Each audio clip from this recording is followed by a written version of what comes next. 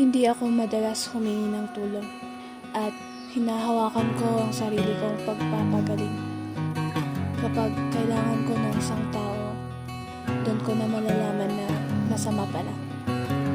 Mahigit 1,000 beses na akong binigo noon at palagi akong bumabalik sa parehong realisasyon na ang tanging taong mapagkakatiwalaan ko ay walang iba kundi ang aking sarili. Army! Kitang malito grade mo apa nga nagbababa. Usa raman utok mo ah! Amo nga siyang itinagpapaaral kanyam. Minsan, pinili kong manahimik dahil walang salitang makapagpapaliwanag kung ano ang nararamdaman ng puso't isip ko. Ay, ikaw ba yung bagong estudyante? Kung nagtitiro ka, no?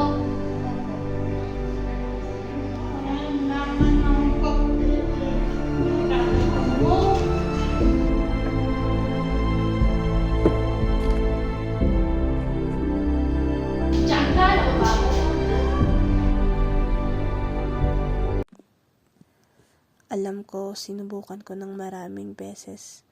Ngunit,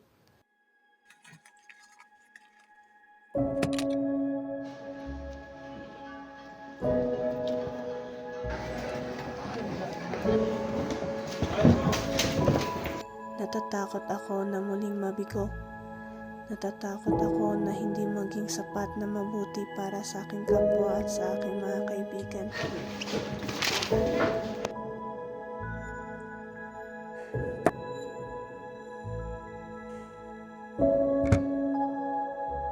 Ka na mabagay!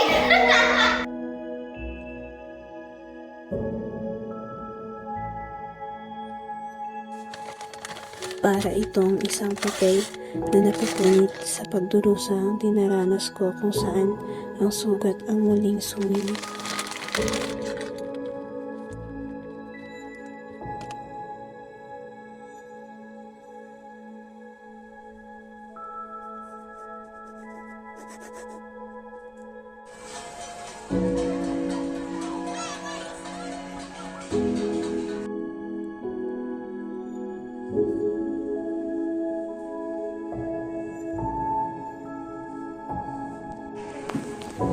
Sa kabila ng mga problema at pagsubok, alalahanin mo hindi ka nag-iisa. Laging may pag-asa sa paligid mo dahil anumang mangyari, wada kami at sina.